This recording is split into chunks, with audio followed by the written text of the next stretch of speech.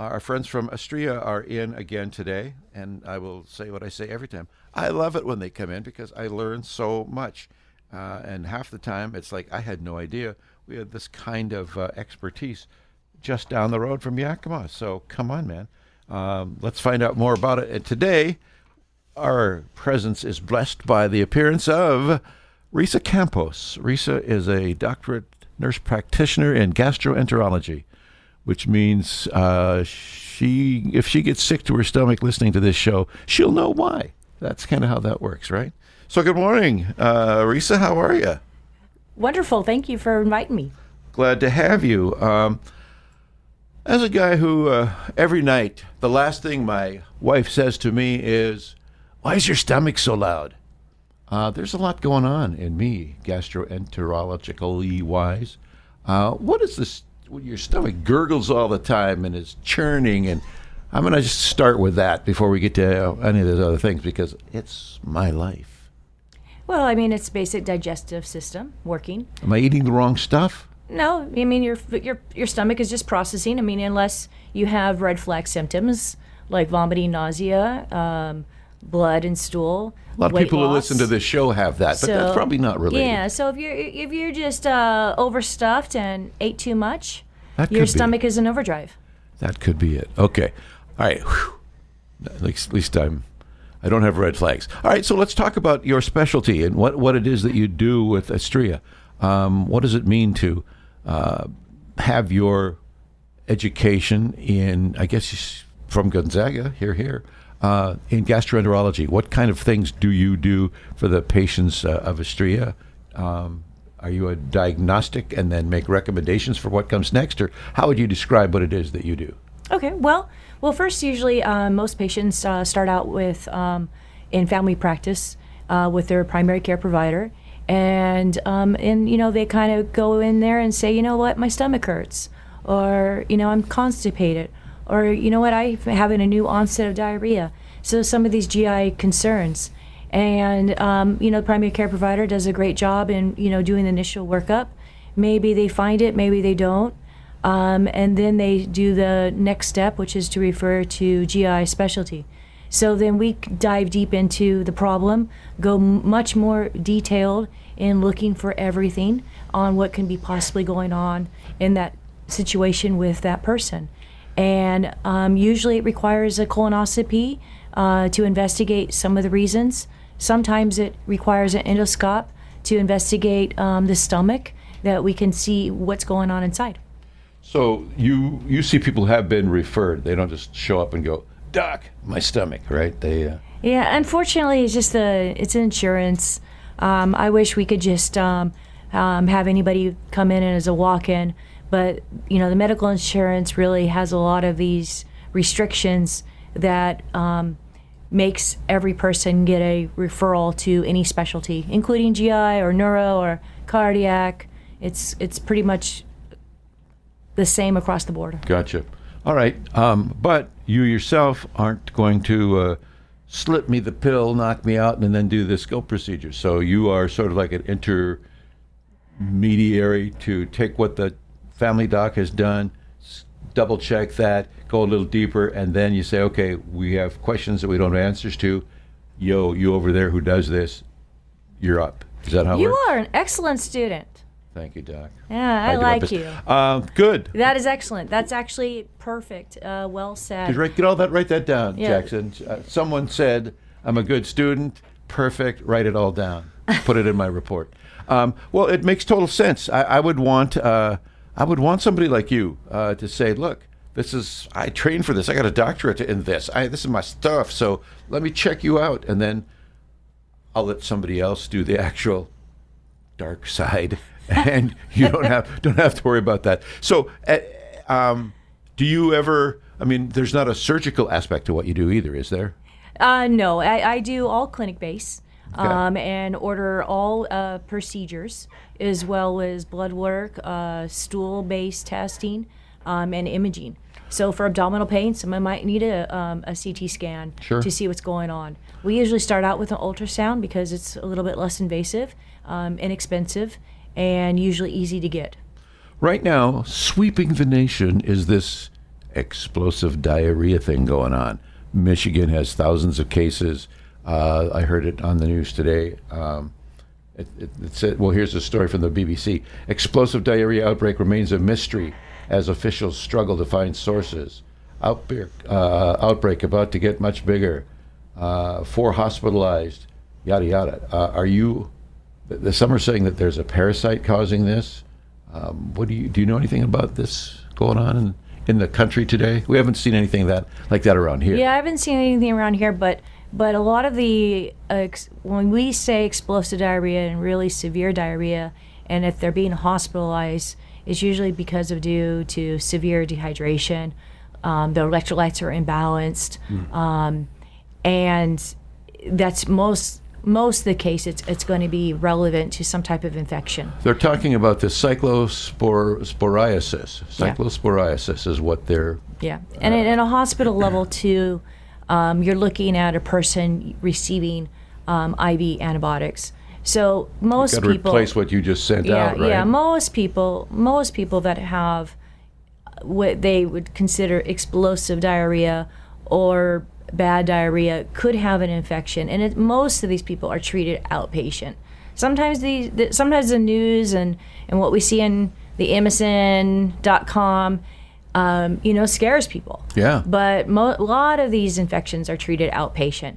Of course, depending on hydration status and other comorbidities, that's when the person needs to be then referred by either primary care or a specialty, or when they're in ER, to be admitted to the hospital setting. You use the word comorbidities, and when that first burst into my awareness was during COVID, that people who had certain circumstances, COVID would be much worse for them.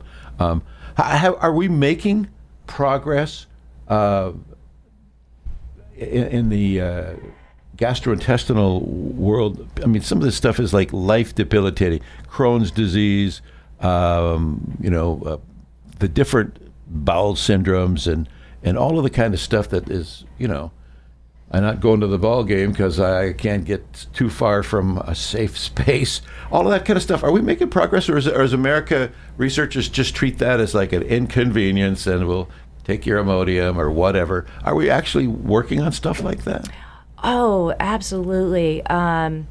So, if you look at science and medical 40 years ago, 50 years ago, 30 years ago, and just to kind of make it even more simpler, diabetes, okay? Diabetes maybe had one medication. Now we have a whole slew. Right. And really there isn't any reason for somebody to be uncontrolled with their diabetes with the current medications. Right. You mentioned, now let's just flip it to the other side. Like Crohn's and IBD, which is ulcerative colitis. There are so many new drugs coming out in the open market that are treating those diseases, and people are not having to surgically remove their large colon because there's nothing better than a steroid medicine. So now we have better medications to keep people in remission, have a higher quality of life. But that does take a colonoscopy, right, because we do biopsies to identify whether somebody has ulcerative colitis or Crohn's. So for someone to be sitting at home and having all these things and then just say, oh, I don't want to go to the doctor because they scare me, well, you're going to have a lot worse outcome by not being seen, because there are good tests to identify, hey, what's happening to me? And there's lots of great medications. One thing about the ulcerative colitis and Crohn's, which I like to tell people, there's low-end medicines and there's high-end medicines. If they're compliant and find the disease potentially early, they could be maybe on a low-level medication with the least amount of adverse side effects, reactions. Sure. But as the disease gets worse over time, maybe naturally, it's nobody's control, or maybe late diagnosis, or maybe because they just don't want to take their medicine every night. Then the problem worsens, and now they're going on a higher level medication, maybe IV infusions every 8 weeks for their Crohn's or ulcerative colitis. And of course, every time you have to up the ante in intensity of medication, There are the side effects that you have to. Yeah, and to the worry about. cost too. Yeah, and the cost as well. Well, you know, a good leader, they say, I won't ask my people to do something that I won't do, right? So then somebody comes in and says, but I don't want to do a colonoscopy. Have you ever been tempted to say, well, I'll do one if you if you do one? Has that ever happened?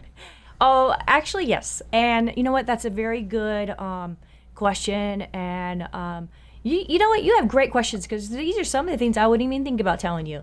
But I've had scared little people come in, and I would share my own personal story. Good. We want to know that you know what we're going through. Yeah, I shared my own personal story on how I went through my first colonoscopy.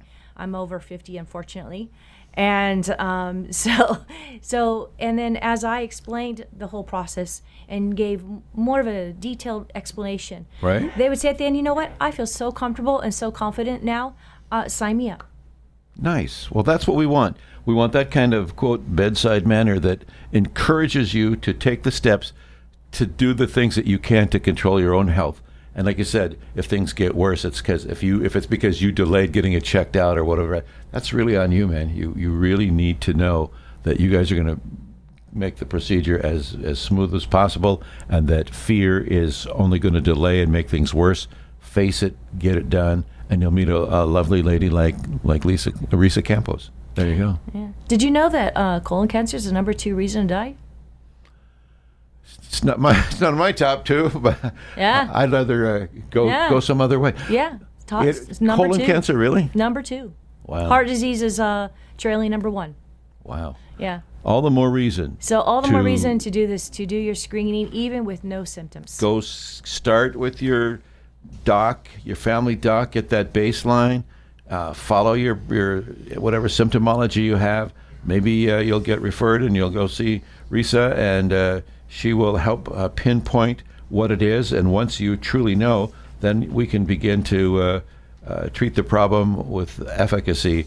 But knowledge is power. If you don't know, you can't really make any kind of progress. So last word is yours. What do we take away from this conversation about Astria and you and our ability to make sure we're staying on top of our gastroenterological help? I can't even say it. Love yourself. Love life. Do the right thing. Care enough about it to keep it going, right? Yeah, and I think if you wholeheartedly do that, you will always make the best decision. And when you do make that decision, I hope to see you in clinic. I hope that you ask your doctor to come and see me. I spend enormous amount of time in clinic with my patients. I take extremely detailed health histories.